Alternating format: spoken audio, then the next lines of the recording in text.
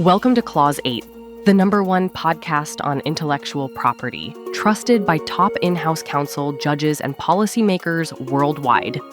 Hosted by Eli Mazour, we bring you in-depth conversations with the personality shaping IP.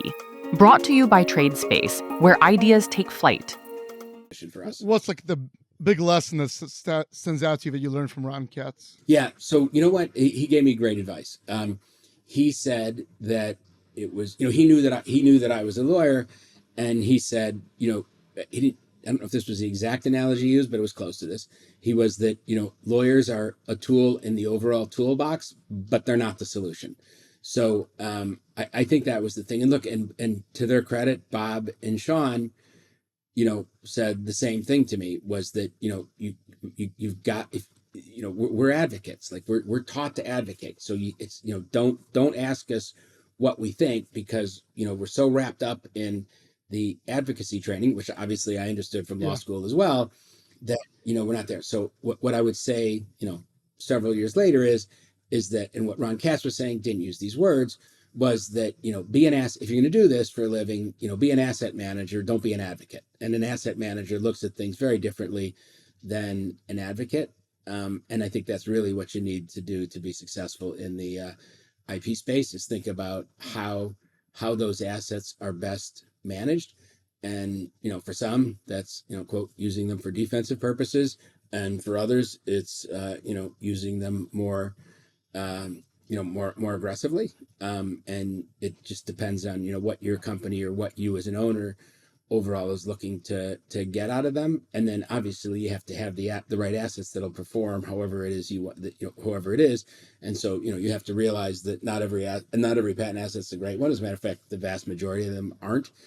But when you have a good one, manage it intelligently. Don't manage it like an advocate. You mentioned that your lawyers at the time, when you were, I guess, the executive at this company, were telling you Ron Katz is going to ask $10 million, but it turned out he asked $500,000. Why do you think they were so off? Yeah. I guess because, look, again, he had made a fortune off of various companies, but it was just, look, he was a very practical guy, right? Like when I showed him the financial statements, I'm like, Ron, we're not giving you 25% of our cash. We're just not. So, what else would you like to talk about?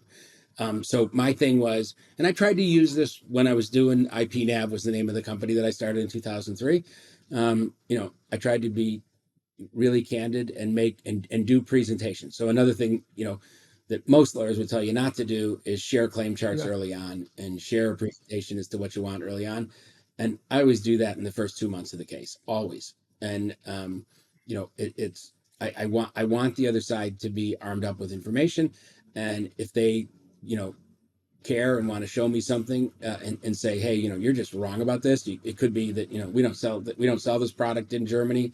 This isn't how we do it, but if you just call me up and just say, it's invalid, we don't infringe, after I've given you claim charts, but you don't want to tell me how it is you don't infringe, or you don't want to tell me what piece of art it's invalid over, then, that's a relatively short conversation, but I still don't regret sharing with you the information so that, you can make an informed decision. So I've always, again, I think that sometimes that you've got to overcome that lawyerly instinct. And I'm not being critical of lawyers. I understand why they take the positions they take, but they weren't the right positions for me to share information early on, and to get engagement with the other side.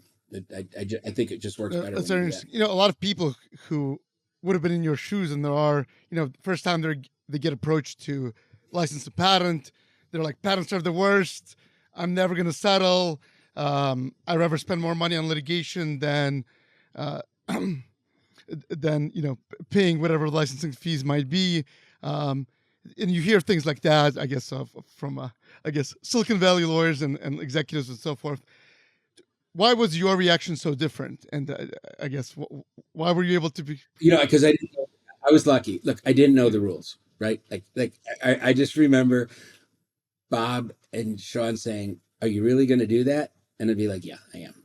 And so, but to their credit, they would work with me however I did it. But yeah, I didn't know there was a rule book. Like, nobody told me. But obviously, several years into it, I started to realize that there was this rule book that almost every firm played by, and it it was interesting to watch, but when you got to the right, and look, there were certain people, God, what was his name? Li Cheng at, I can't remember the name of the company he was at, but he was just the most anti-patent person in the world, and he was in-house, and he never ever settled. And actually, the last case that where we testified and actually went in front of a jury, was against him and his company. And it was in the before that, Lee and I mean, he wouldn't engage, he wouldn't talk. And then after the trial, even though he grew up in China and I grew up in the U.S., it turned out we had more in common than we thought. And Lee and I to this day are still friends. We still talk probably once every 6 months. So I never took it personally. Like, Michelle Lee hates my guts. She was the head of Google Patents during my early days, and then she became a director at the USPTO. And I could watch her physically be repulsed when we would get on conference calls. And back in the day, using some Cisco system, which I don't think anybody uses anymore. And I never took offense to it. I did my best to reason with her, and I understood that she, had put a policy in place, and there was nothing I could say or do to change that policy. And so be it. But why do you think she had such a reaction? Was it like almost like a religion, not to? No. Listen, that in particularly in Silicon Valley, that did become the religion, right? Like a very high percentage of the people who are involved in the IP space, defending, infringers, just became convinced that it was purely evil, that anybody would accuse them of infringement, whether it was, Erich Spangenberg or, Microsoft. It was just how they saw it. I don't really know what gave rise to it, because I'll tell you what, I think it's had horrific implications in the broader economy.